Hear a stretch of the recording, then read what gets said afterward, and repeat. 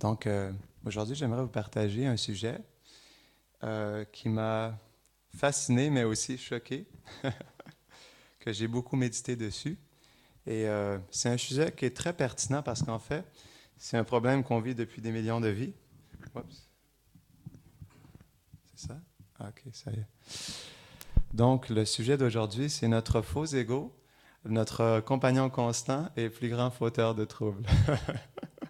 Est-ce que ça vous dit quelque chose? Donc, j'ai une bien triste nouvelle à vous annoncer aujourd'hui. C'est que cette identité que nous regardons dans le miroir, dans la glace, est complètement un bluff. C'est juste la réalité, en fait. Et pourquoi c'est difficile d'accepter cette réalité et pleinement de vivre la réalité qu'on n'est pas cette identité? C'est qu'à la base, l'âme, elle a une identité. Et parce que nous sommes dans ce monde matériel et que nous n'avons pas accès à notre vraie identité, naturellement, l'âme cherche à s'accrocher à une identité. Donc, c'est naturel que ça soit si difficile pour nous de se défaire du faux ego, parce que tant et aussi longtemps que nous ne sommes pas pleinement établis dans notre relation éternelle avec Krishna, ben, notre identité sera une réalité pour nous tangible, en fait. Donc, c'est vraiment naturel. Donc, il faut comprendre que le faux ego, dès le moment où on a mis nos pieds, nos deux pieds, dans ce monde matériel, le faux ego nous a suivis du début jusqu'à la fin, jusqu'à aujourd'hui. Donc, c'est la partie vraiment la plus subtile du corps et ça nous transporte depuis des millions, des millions et des millions de vies. C'est pour ça que justement, c'est notre compagnon constant parce que c'est tellement une énergie subtile qu'on ne réalise pas la présence du faux ego. En fait, Bhaktivedanta Prabhupada, il expliquait dans le Nectar de la dévotion qu'on peut penser la... J'essaie de traduire en français, mais on peut penser la jouissance ou la gratification qui est présente dans la satisfaction du faux ego de cette identité d'être le nectar de la dévotion, d'être le nectar du service dévotionnel. Je vais vous donner un exemple. En fait, quelqu'un qui fait un kirtan devant 400 personnes et il chante les gloires de Krishna, mais dans son cœur, il y a l'âne qui frappe. Iha, iha. Je ne sais pas si vous avez déjà lu ce verset du Bhagavatam. Il y a un verset qui dit que l'âne, il y a un âne dans notre cœur. C'est comme un faux ego qui pousse constamment, qui essaie constamment de se faire reconnaître. Non? Puis en fait, ce qui est drôle avec l'âne, c'est que il est le seul à aimer son chant. Tout le monde est vraiment perturbé par son chant, mais lui, il est vraiment, vraiment dans l'extase. Donc c'est ça qui est vraiment intéressant, c'est qu'on peut vraiment se tromper notre vie entière à ressentir un bonheur, une satisfaction, à performer des activités dévotionnelles, mais en fait, en croyant que c'est le bliss de la dévotion, mais en réalité, tout simplement, on est en train de nourrir notre faux ego, non? Notre désir d'adoration, notre désir de distinction, notre désir de profit. Et si on voit le faux ego, on peut voir en fait, j'aimerais vous partager un peu la nature du faux ego, les symptômes, comment ça se manifeste et quels sont justement les outils indispensables pour pouvoir dissoudre le faux ego. On peut voir, il se manifeste dès le tout jeune âge. Donc l'enfant, dès qu'il a 2-3 ans, il commence déjà à jouer avec ses jouets et à essayer d'attirer l'attention, à essayer d'être le centre de l'attention. Donc on voit que c'est toujours manifeste même à l'enfance. Ou la petite fille qui joue avec ses poupées, qui s'habille pour attirer l'attention de ses parents.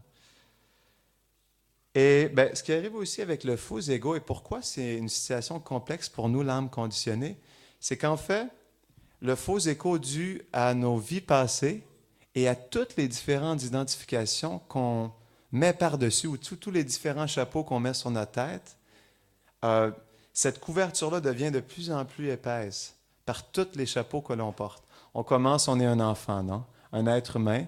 Après ça, on devient un étudiant. Après ça, on devient un parent ou on étudie en psychologie, on devient un psychologue.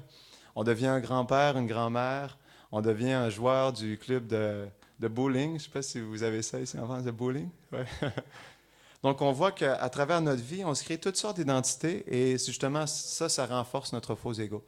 C'est pour ça que la simplicité est nécessaire dans le service dévotionnel. Parce que le plus on simplifie notre vie, le plus on simplifie nos chapeaux, le plus ça reste facile de s'identifier pleinement à notre vraie nature. Bhaktivedanta Swami Prabhupada, il expliquait que ce monde matériel, c'est comme une maison de fous. Si on pense à qu'est-ce que c'est une maison de fous, c'est un groupe de personnes qui tous ensemble croient être une personne qu'ils ne sont pas. Jai Shishinanda Yashoda Gopal, Jai Shishirada Madan Mohan, Jai Shishinitai Vishwambar. Donc c'est ça en fait, c'est la même chose dans ce monde. Tout le monde est un fou. Parce qu'on imagine être quelque chose que nous ne sommes pas du tout. Vous voyez, des fois j'ai travaillé, quand j'étais plus jeune, je travaillais avec des gens qui avaient des différentes personnalités. Une personne qui avait deux personnalités dans le même corps.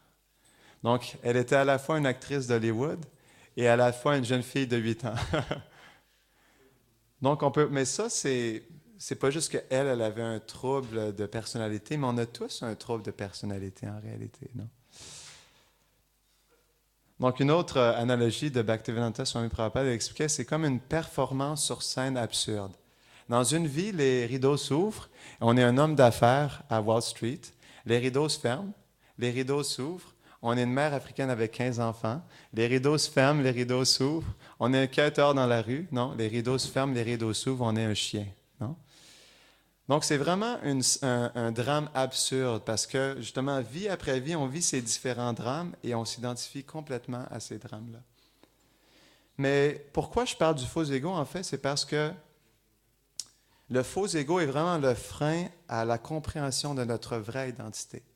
Et si on comprend, si on réalise, si on fait juste réaliser, en fait, quand on se regarde dans le miroir, que cette identité que nous voyons en face de nous est complètement illusoire, si on l'accepte dans notre cœur, que d'être un homme, que d'être une femme, que d'être un brahmachari, que d'être un grihasta, que même l'identité dévotionnelle que nous avons, que je suis dasi ou dasa, même ça, à un moment donné, on doit laisser ça pour notre vraie nature. Le nom que nous avons même dans la vie dévotionnelle est aussi quelque chose de temporaire. Donc ça, même lorsqu'on dissout le faux ego au début, on dissout les faux égos au niveau plus grossier du corps, mais il faut même dissoudre le faux ego au niveau de notre vie dévotionnelle. De comprendre que je ne suis pas brahmachari, je ne suis pas grihasta, je ne suis pas prédicateur, je ne suis pas ci, je ne suis pas ça. Je suis un habitant d'Ovraj et je suis un serviteur associé de Radha et Krishna. Donc, c'est vraiment ça notre réalité. Et pourquoi j'explique ça, puis pourquoi ça me tient tant à cœur partager le faux ego, c'est qu'en fait, comme j'expliquais, si on fait juste accepter dans son cœur et réaliser qu'on n'est pas cette identité, on va mettre toute notre énergie dans le but justement de découvrir qui nous sommes réellement. Est-ce que vous ne voulez pas savoir de quoi vous avez l'air, quel est votre vrai nom, quel habit vous portez, non, quelle est la couleur de vos cheveux, où est-ce que vous habitez, qui est votre mère, qui est votre père, quel est votre service, quelle est votre relation personnelle avec Krishna? Si on réalise que ça, que notre relation avec Krishna est la réalité factuelle et suprême, bien on va définitivement mettre tout notre cœur, toute notre attention, toute notre sincérité pour atteindre ce but. Si on accepte justement le fait qu'on se fait complètement accroire, on accepte justement cette pièce de théâtre où on est poussé à croire qu'on est un homme, qu'on est une femme, qu'on est un Canadien, un Français aussi ou ça. Donc justement ça nous bloque à réaliser et apprécier notre vraie nature dans le monde transcendantal. Donc, je voulais parler un peu des symptômes de l'anxiété. Pas de l'anxiété, excusez-moi, du faux ego. Une chose que le faux ego amène, c'est l'anxiété. Je vais vous lire une teneur reportée de Bhaktivedanta Prabhupada dans le Srimad Bhagavatam. Mana ou fierté est certainement un lourd fardeau pour l'âme conditionnée. Une personne fière n'est pas vraiment paisible ou satisfaite, parce que sa compréhension de elle-même est fausse et démesurée.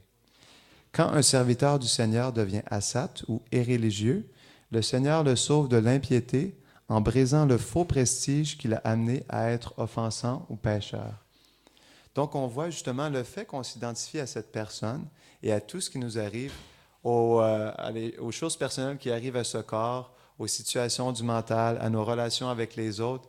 Justement, c'est ça qui va nous créer de plus en plus d'anxiété. Si on réalise que malgré tout ce qui arrive au corps, au mental, au faux ego, à cette personne qui est là en face du miroir, si on accepte que tout ça, en fait, tout ce qui est dirigé vers cette personne n'est pas dirigé vers nous du tout, ben, on va réussir à vivre dans une profonde paix intérieure et un détachement de toutes ces choses. Parce qu'on réalise en fait que ce n'est pas nous. C'est vraiment simple. Mais c'est justement parce que le faux ego nous accompagne depuis tellement longtemps et que c'est une énergie subtile, tellement puissante, qui nous recouvre depuis tellement longtemps, on s'associe pleinement à cette énergie. Même si on est dans le service dévotionnel, même si on progresse spirituellement. C'est justement de dire que notre faux ego est complètement dissous, ça veut dire que nous sommes des âmes extrêmement avancées, que nous sommes complètement sur la plateforme transcendantale. Jai Shishi Prarad Nishinga Devki Jai. Donc, vraiment le moyen de se défaire du faux ego, parce que le faux ego est l'identification, pas juste à ce corps, mais à la mentalité que je suis ce corps, que tout m'appartient et que ce corps est fait pour ma satisfaction et pour le contrôle, mon contrôle personnel. C'est pour ça que justement la bhakti, l'application de la bhakti dans notre vie est la pratique la plus puissante parce que ça va directement attaquer à ce problème numéro 1, de croire que nous sommes Dieu, la personne suprême. Et ça va rétablir notre vraie nature de serviteur. Et c'est justement quand on s'établit dans le niveau de Dasya, dans une attitude de serviteur, c'est à ce moment-là qu'on est capable justement d'accepter tout ce qui arrive sur le corps parce que de toute façon, nous, on est juste ici pour servir le corps. On n'a pas de contrôle sur le corps, on n'a pas de contrôle sur notre environnement, on a juste un contrôle sur la perception que nous avons de ces choses qui sont en face de nous. Parce qu'on est l'acteur dans le film. On n'est même pas vraiment l'acteur parce que ce n'est pas nous qui faisons bouger le corps. On est l'observateur dans le cinéma qui regarde cette pièce de théâtre en face de nos yeux, non? Donc, c'est pour ça, justement, que tout ce que nous sommes réellement, c'est la perception. Et ça, c'est la réalité. On est juste l'observateur de cette pièce de théâtre qui arrive en face de nous, non?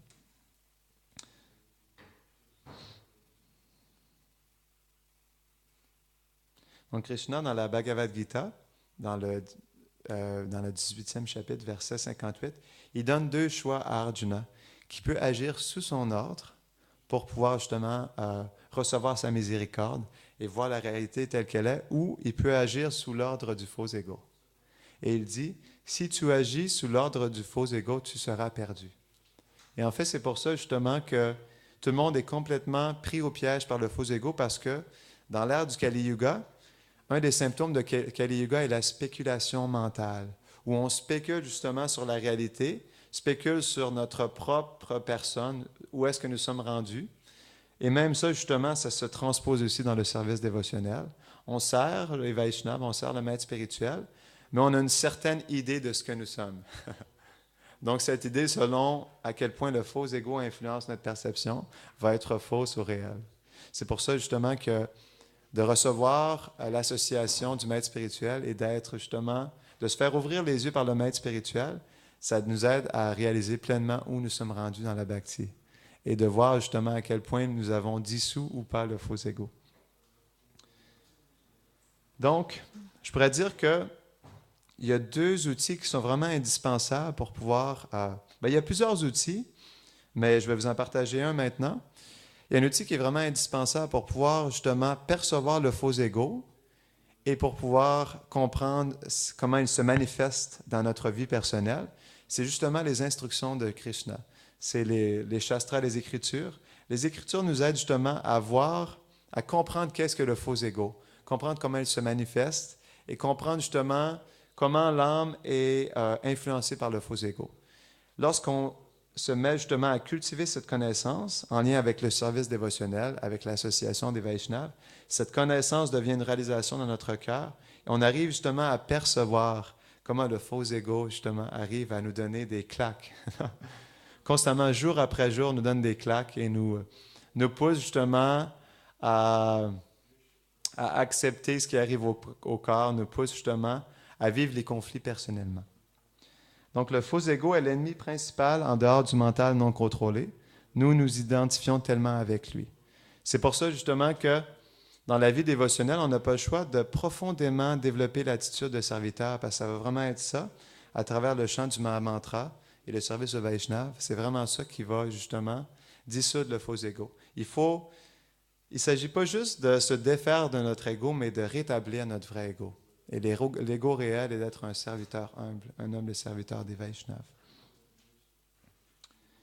Mais reste que même si on parle du faux ego, reste que c'est pas si simple que ça. C'est vraiment une bataille quotidienne. C'est des chuchotements stupides dans nos oreilles. Vous savez mieux, vous avez raison, votre vision est la meilleure. Et ça, justement, c'est pour ça que lorsqu'on devient conscient de l'impact, de l'influence de notre faux ego dans notre vie quotidienne, c'est à ce moment-là qu'on arrive justement à agir contre le faux ego. Il faut arriver à le percevoir. Donc, c'est expliqué que pour se défaire d'une mauvaise habitude, comment peut-on se défaire d'une mauvaise habitude si nous ne sommes pas conscients de cette habitude? Donc, lorsque nous sommes conscients, malgré le fait que nous ne sommes pas qualifiés, lorsque nous sommes conscients de comment le faux ego nous limite, nous couvre et nous perturbe dans notre vie dévotionnelle, dû à cette conscience-là, justement, on va arriver à agir directement sur le faux ego. C'est pour ça que, justement, sans introspection dans la vie spirituelle, c'est impossible de faire de l'avancement spirituel, au niveau personnel. Reste que, ultimement, c'est grâce à la miséricorde des Vaishnavas qu'on réussit à progresser. Mais pour soi, personnellement, si on ne fait pas une introspection sérieuse sur soi-même, sur où nous sommes dans la bhakti, sur quelles sont nos limites personnelles, on ne pourra pas, justement, arriver à négocier justement ces difficultés et passer au travers de ces limitations du faux ego.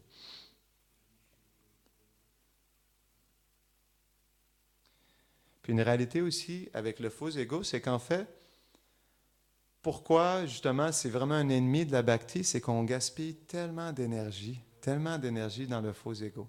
On voit des gens dans des familles ou dans des communautés ou entre des nations, des gens rentrent en conflit. Et pendant des semaines, pendant des mois, pendant des années, pendant une vie entière, parce que les gens ne sont pas capables de tolérer le faux ego, ils vivent dans ces conflits constamment pendant une vie entière, justement. Et ça crée des divorces, ça crée tellement de conflits au sein de toutes sortes de communautés, non? Donc, c'est la réalité, c'est que pour retourner à Krishna, on doit vraiment s'abandonner et dissoudre le faux ego, parce que Bhakti Tirtha Maharaj, un disciple de Bhaktivedanta Swami Prabhupada, il expliquait qu'on doit mourir avant de mourir. Je trouvais que c'est une très belle analogie.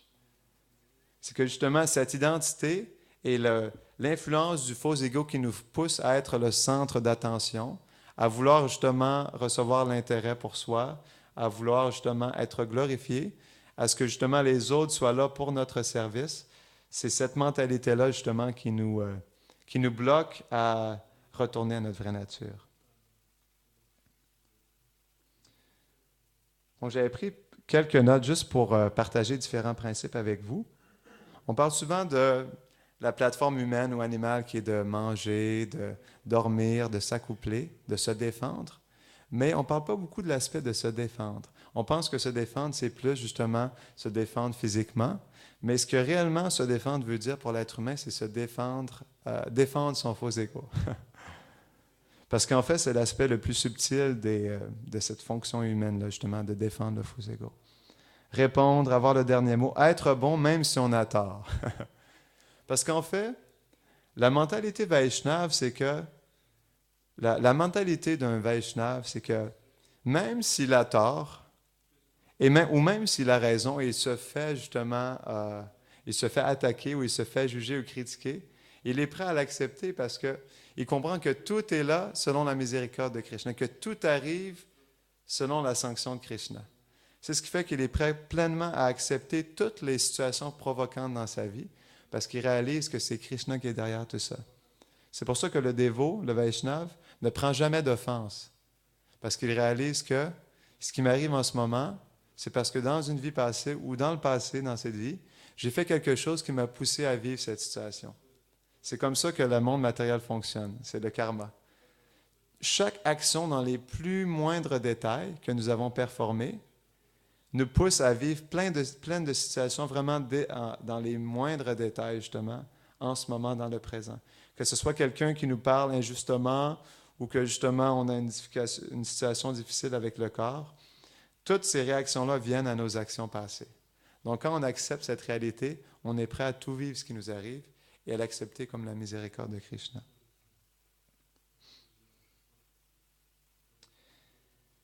Et dans les relations avec les autres, là où justement l'ego devient une difficulté, c'est que lorsque nous sommes contaminés par le faux ego, parce que le faux ego est une énergie en fait, comme la conscience, comment on dit pervade, comme la conscience se manifeste, pardon, comme la conscience imprègne tout le corps, le faux ego imprègne tout le corps aussi. Comme par exemple, si quelqu'un qui joue du mrinanga ou quelqu'un qui rend un service, il le fait avec le faux ego, ça se manifeste dans les doigts, ça se manifeste dans la voix, ça se manifeste dans le visage, ça se manifeste dans toute l'énergie de la personne, en fait. Et si on voit le faux ego, c'est vraiment comme une balle de ping-pong. Dans la relation avec les autres, lorsqu'on est sous l'égide du faux ego, on lance la balle de ping-pong à l'autre, l'autre personne aussi se met dans le faux ego et la balle de ping-pong s'en va ici et là, comme dans un terrain de ping-pong. C'est pour ça justement qu'il faut apprendre à lâcher prise et pour pas justement gaspiller son énergie et se contaminer par le faux ego. Parce qu'une fois qu'on est contaminé, le faux ego contamine notre intelligence, contamine nos oreilles et contamine notre cœur. Ce qui fait qu'on n'arrive plus à entendre les instructions du maître spirituel, on n'arrive plus à raisonner avec notre intelligence et on n'arrive plus à sentir avec notre cœur aussi. Donc, c'est un sujet qui est un peu intense parce que c'est une réalité à laquelle nous devons faire face constamment, à tous les jours. Et c'est pour ça, justement, que c'est un sujet extrêmement important à discuter. J'expliquais tout à l'heure que le dévot ne se défend jamais, mais ce n'est pas parce qu'il ne se défend pas qu'il ne doit pas défendre les autres. Lorsqu'il voit que les autres Vaishnavas sont critiqués ou offensés, ou lorsqu'il voit que Krishna est critiqué, il est toujours prêt à défendre les autres Vaishnavas, mais il ne veut jamais se défendre lui-même, dû à son humilité. Mais ça devient inutile de défendre Krishna si l'offenseur est entièrement sur la plateforme de l'ego et s'il n'y a pas d'autre personne autour qui peut entendre et bénéficier. Parce que si on cherche à défendre, mais on le fait sous l'égide de la colère, là justement on se met sur le faux ego et on embarque justement dans cette dynamique, dans cette dynamique énergique qui nous pousse justement à lancer la balle ici et là avec l'autre personne. Donc une des qualités importantes pour dissoudre le faux ego, c'est naturellement la tolérance. On doit tolérer le faux ego parce que nous sommes des âmes conditionnées. Et justement, à tous les jours, tant aussi longtemps que nous n'approchons pas pleinement la plateforme transcendantale, on doit constamment vivre avec ce faux ego. Et justement, il faut tolérer les coups du faux ego qui, jour après jour, nous forcent à vivre avec humilité, nous forcent justement à vivre des situations provocantes et à essayer de se défendre. Donc la tolérance est vraiment une qualité nécessaire pour lâcher prise et justement juste tolérer en comprenant que c'est la miséricorde du Seigneur. Il y a un verset du Bhagavatam que j'aimerais vous partager. Les dévots du Seigneur sont tellement tolérants que même s'ils sont diffamés, trichés, maudits, dérangés, négligés ou même tués, ils ne sont jamais enclins à se venger. Ah, c'est puissant quand même, hein, la culture Vaishnava. La puissance d'un Vaishnava, à quel point il est prêt à tout accepter. Justement, comme Prahlad Maharaj, en comprenant que tout est la miséricorde du Seigneur. Donc, on n'est jamais enclin à se venger parce que justement, on comprend que Krishna est présent. Allez voir.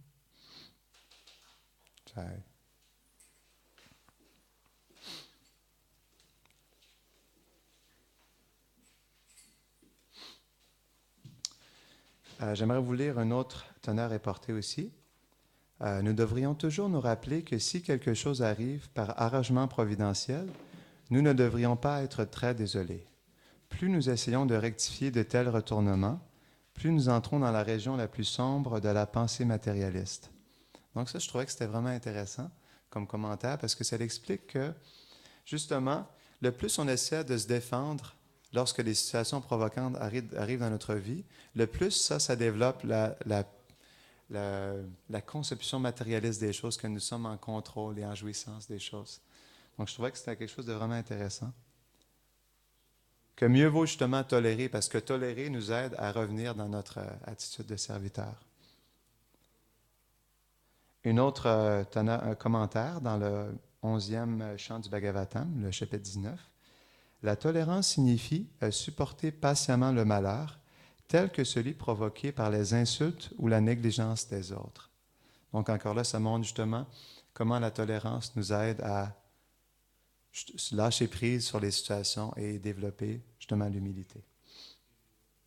Il y a plusieurs exemples, on voit dans le Bhagavatam, comme le roi Rahugana, au début du Ophos-Ego, il était justement, il s'est senti provoqué par Jadabharat, qui ne faisait pas bien son service.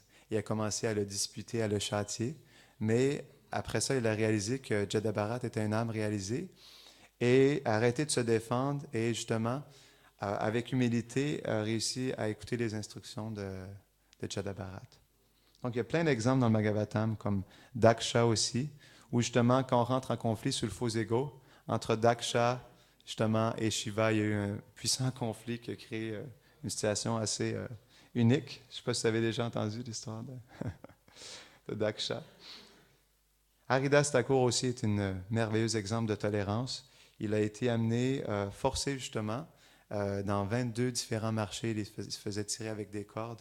On voit vraiment justement à quel point il nous montre sa tolérance. Il était tellement tolérant et humble que quand, justement, il a vu l'anxiété dans les deux musulmans qui le torturaient, qu'ils étaient en anxiété, justement, qu'ils ne meurent pas,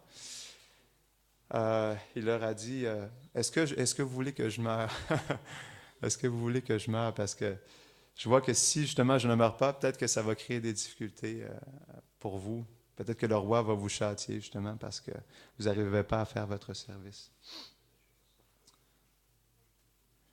Donc, il y a quelque chose que j'avais trouvé intéressant. J'avais écouté une classe là-dessus sur la tolérance et il y a un dévot qui expliquait que la force spirituelle d'un dévot peut être mesurée selon son niveau de tolérance.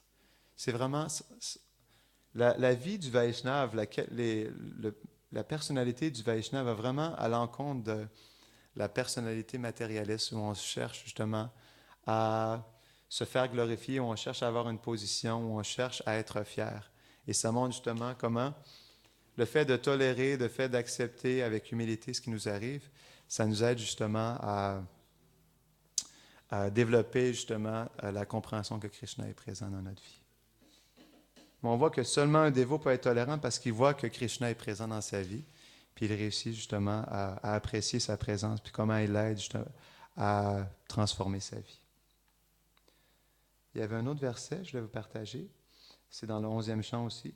Seuls vos dévots qui sont fixés dans votre service d'amour et qui ont obtenu la paix en résidant à vos pieds de lotus sont capables de tolérer de telles offenses parce que justement, dans leur relation avec Krishna, ils réalisent comment Krishna se manifeste dans leur vie à chaque instant. Donc on peut voir à tous les jours, Krishna nous offre de merveilleuses situations pour nous aider à dissoudre le faux ego et développer notre humilité, notre tolérance. Donc, c'est vraiment deux qualités qui vont vraiment nous aider à cultiver ou à dissoudre le faux ego. C'est l'humilité, la tolérance et la foi que Krishna nous envoie ces situations pour nous aider à apprendre les leçons de vie, pour nous aider à nous dissoudre du faux ego et développer notre attitude de serviteur. Donc, c'est ce que je voulais partager sur le faux ego. Est-ce qu'il y a des commentaires, des réflexions ou des questions à ce sujet? Gurudev, est-ce que vous voulez partager quelque chose? La tolérance et l'humilité, elle ne peut. Omagana Tivilandasya, Ganam Jalam Shalakaya, Shakshurumalitam Jinatasme Shigula Venama. La tolérance et l'humilité, elles peuvent véritablement que s'ouvrir dans notre cœur par une miséricorde vraiment spéciale. Krishna est très bienveillant envers nous. Là, je lisais un verset du fils de Dhruva Maharaj, sur le fils de Dhruva Maharaj, Utkala. Et lui, c'était un Gyani. Un Gyani, c'est quelqu'un qui voit Krishna partout, mais qui n'a pas accès au rasa. Il peut parler avec Krishna, il peut voir Krishna dans son cœur, il peut voir qu'il est le jiva, mais il ne peut pas tout comprendre de sa situation. Mais il est quand même considéré comme un Mahabhagavat, dans le sens qu'il est pur. Et que Krishna, il est toujours avec lui. Dans la Bhagavad Gita, il dit, ce dévot-là, il me voit partout comme je suis, je le vois il est toujours avec Krishna comme Krishna est toujours avec lui. Et cette humilité et cette tolérance, elle ne peut pas être acquise parfaitement, au moins d'être à ce niveau de pureté. Tu vois. C'est pour ça que dans toutes les religions, dans toutes les voies, il y a toujours eu des gens qui étaient au moins des gyanis. Parce que les gyanis, ça montre l'exemple parfait d'une personne qui sert Dieu dans le monde matériel. Mais les Vaishnavas, pour nous, les Mahabhagavad Vaishnavas, ils sont des personnes qui ont une perception encore bien différente, beaucoup plus savoureuse, mais difficile d'accès. Quand les gyanis parlent, les gens sont très attirés, vraiment très attirés, parce que quand ils perçoivent l'humilité en fait de tels dévots et leur tolérance, ça apporte véritablement une grande satisfaction aux êtres, on va dire, ordinaires, qui n'ont pas conscience de leur relation avec le Seigneur suprême. Mais un bhakta, lui, qui a ses pensées dirigées vers Vrindavan et qui aspire véritablement à atteindre les pieds parés au lotus de Radha et Krishna, quand il rencontre un gyani, ça lui fait de la peine. Parce que le gyani, son rasa n'a pas encore porté les fruits, quoi. Il est simplement inondé dans la grandeur du Seigneur suprême. Alors cette peine, elle n'est pas d'un jugement.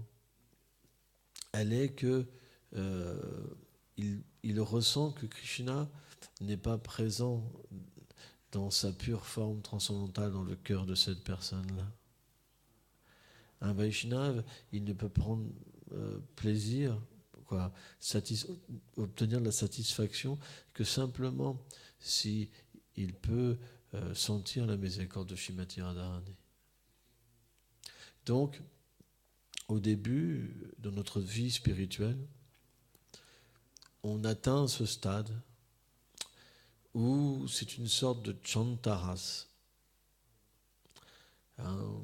Certains dévots disent que c'est le stade nishta, où il n'y a ni véritablement de connexion avec la matière et ni de connexion avec le monde transcendantal.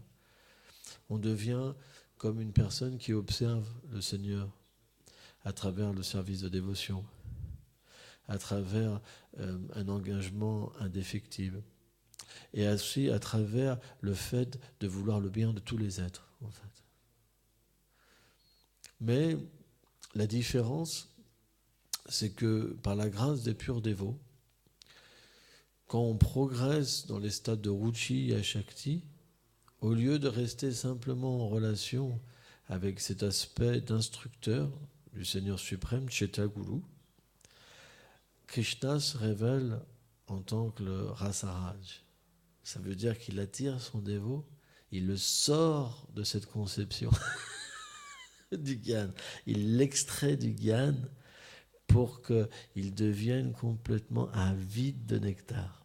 Ça veut dire qu'il goûte la douceur des pieds de Krishna. Il commence à goûter ses qualités, son rire, son émerveillement, sa douceur, comment il est battu par les gopis, etc. Et automatiquement, il est extrait en fait du gyan. C'est ça la différence dans les différentes voies. Parce que tout à un certain niveau se ressemble, mais après, il y a quelque chose que certains ne peuvent pas goûter et d'autres goûtent. C'est ce qu'on appelle le rasa. C'est pour ça, ce concept de tolérance, d'humilité, se retrouve aussi dans le rasa aussi, bien sûr. Mais la saveur est différente, vraiment différente, quoi. Différente parce que finalement, l'expérience du pur nom, l'expérience du pur nom, nous permet d'atteindre une humilité qui est complètement différente, parce que l'expérience est différente. Quand on conçoit la grandeur du Seigneur suprême, on a une humilité, bien sûr, toute petite.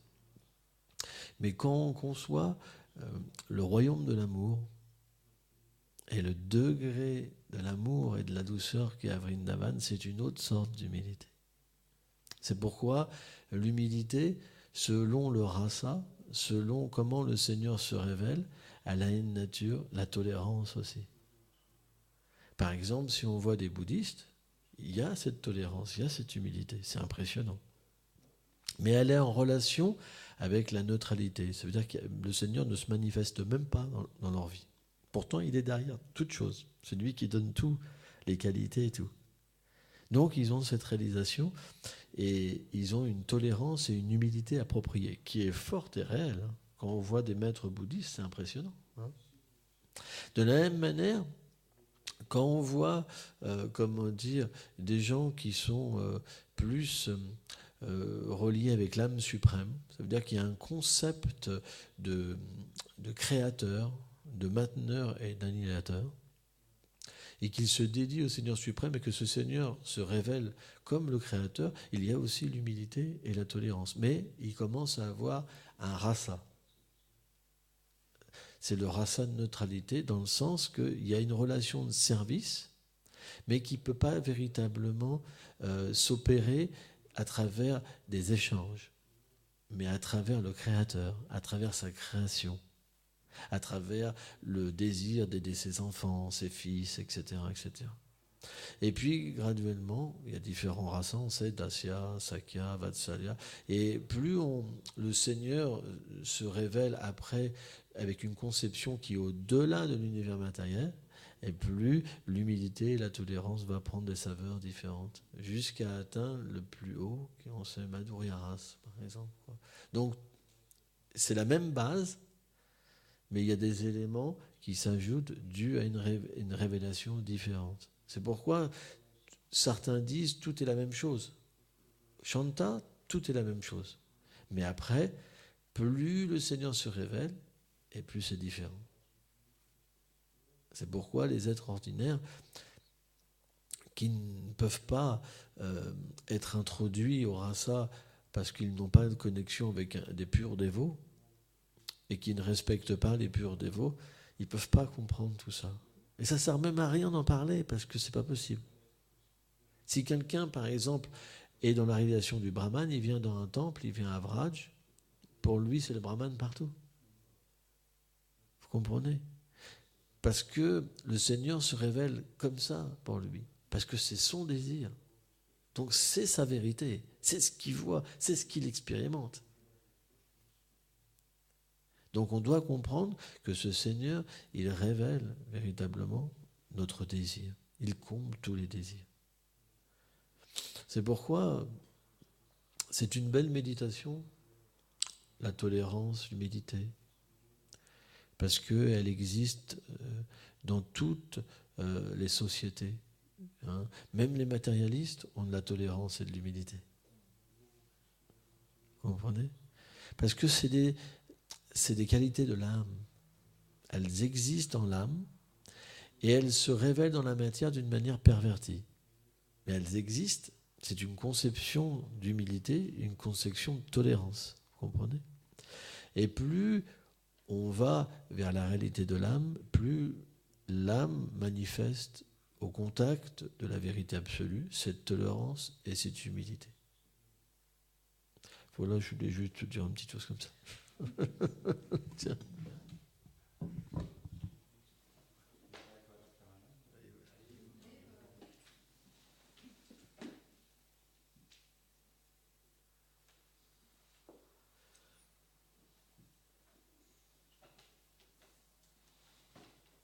C'est pour ça que on ne peut pas dire qu'un gyani est encore un pur dévot. Parce que la pure dévotion, c'est vraiment quelque chose qui est dénué de toute révérence. Il n'y a qu'à Vraj que la pure dévotion existe. Nulle part. C'est pour ça que quand Krishna il a envoyé Uddhava, il était fier parce que c'était le plus grand ami de Krishna, Dwarka, le plus intime. Mais quand il est arrivé à Vrindavan, il a pris une casquette. Il est devenu l'étudiant. Il est devenu le plus bas. Donc, ce qu'il y a d'intéressant de ce qu'il disait, c'est que Krishna nous donne des leçons. On a toujours tendance à croire qu'on est privilégié, parce que comme on a une relation avec Krishna, tous, on pense tous qu'on est privilégié. Comme Uddhava, c'est naturel. C'est pas forcément démoniaque, mais naturellement, Krishna fera toujours l'arrangement qu'on rencontre des bhaktas plus élevés que nous pour nous mettre une casquette. Et là, on avance, on progresse spirituellement. On approfondit encore l'humilité, etc., etc., etc., etc. Mais même Uddhava, il est venu à Vraj. C'est vrai ou pas? Uddhava, il est venu à Vraj, il était fier parce que c'était le meilleur ami de Krishna. Il avait une certaine fierté transcendantale. Mais quand il est venu, en fait, les Vaishnavis, quand il est venu à Vraj, il a vu tout beau au début, et d'un seul coup, le rideau s'est ouvert, il a pu voir la dévastation dans le Vrindavan. Comme ça s'est ouvert comme ça, ils expliquent. Et là, il est tombé à la renverse. Il a rien compris. Ça allait tellement loin qu'en fait, il parlait de Krishna, ou d'Ava, mais il apprenait en même temps, en fait, des Vrajabasi, de comment il pouvait ressentir les émotions et ses paroles. Et il buvait, en fait, il apprenait. C'est pour ça, c'était tellement élevé pour lui, il a dit simplement, mon désir, c'est de renaître en tant qu'un petit buisson. On est bon. Parce qu'il ne se sentait pas plus qualifié que ça. Juste s'il pouvait avoir toute la journée la poussière, ça lui suffisait. C'est pour ça, naturellement, on a une relation avec Krishna. Toutes les dévots vont développer une relation avec Krishna, c'est un principe. Et il y a une certaine fierté qui est là, parce que naturellement, on ressent une joie. C'est notre vie, la relation avec Krishna. On n'a pas autre chose en tant que bhakta, il n'y a rien qui existe. Il n'y a pas de femme, il n'y a pas d'homme, il n'y a pas de ceci, il n'y a que Radha et Krishna. Quoi, tu vois. Mais Krishna fait toujours voir, parce que le bhakta, il a l'humilité et la tolérance en même temps, et dès qu'il rencontre un autre bhakta, alors toujours il se considère plus bas. C'est la nature d'un bhakta. C'est comme ça. Et en fait, il apprend. Il apprend. Il devient en fait captivé par ce qu'il voit. Krishna lui fait voir, oh, ce bhakta-là, il est tellement plus grand. C'est pour ça que la société Vaishnava, il y a l'harmonie. Parce que tous les uns les autres se voient tous comme inférieurs. Sans ça, c'est pas le monde Vaishnava. Le monde Vaishnava, il est calibré par cette humilité. C'est comme ça. Après, les Vaishnavas, les grands Rasika Vaishnavas, ils ont aussi un autre aspect. C'est qu'ils ont tellement d'amour pour Radha et Krishna que parfois ils n'apprécient pas qu'ils sont servis de telle ou telle manière. Et là, il peut y avoir aussi des querelles. Donc, c'est ça qui nous diversifie. Hein? C'est ça qui nous diversifie des autres. C'est que chez nous, il y a la querelle aussi en plus. Il n'y a pas que l'humilité. Et là, ils sont tous perdus. Tout le monde est perdu à cause de ça. On va dire, la super excellence des Vaishnavas, et en même temps, c'est le gros problème. C'est pour ça qu'il y a des conflits partout, parce que les néophytes, ils ne comprennent pas. Et c'est pour ça que les gens, ils pensent que c'est l'horreur. Qu'il n'y a pas de paix chez nous, c'est que la guerre, etc. etc. Parce qu'on passe à un niveau au-delà du Chantaras. Et au-delà, ils commencent à avoir les conflits. Parce qu'il y a l'amour pour Krishna. Et l'amour, ça veut dire, il y a quelque chose que j'aime et il y a quelque chose que je n'aime pas qu'on fasse pour lui. Vous comprenez? Et donc, à partir de là, la relation, par exemple, je vais donner un exemple. Un vrai Pujari, Krishna lui dit, je veux que tu fasses comme ça tous les jours. Il dit, ouais, je suis très heureux, fais ça pour moi. Donc le Pujari, tous les jours, il fait ça. Et t'en as un autre qui vient, et il dit, oh là là, mais pourquoi il sert Krishna comme ça? Et Krishna lui dit, c'est vrai, tu devrais faire ça.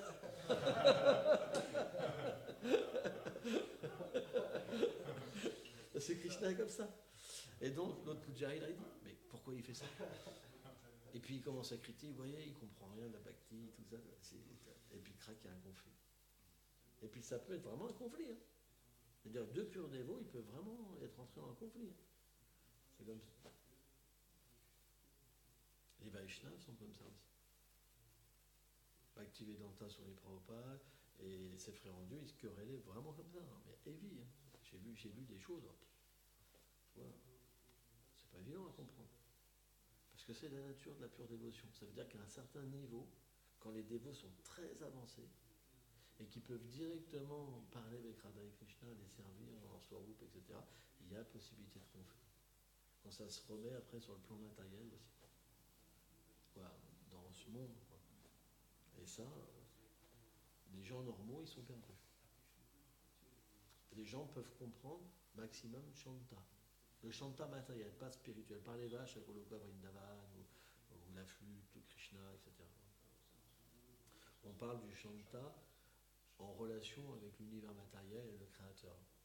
Les gens peuvent maximum comprendre ça. Ça, François d'Assise et tout ça. Quand ça dépasse, après c'est fini, ça devient plus compliqué. Et c'est une des raisons pourquoi c'est difficile à prêcher aussi. Bah, c'est logique.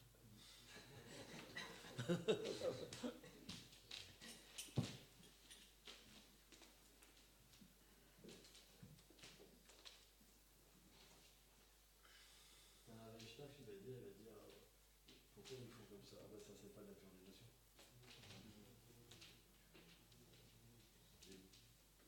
C'est la nature.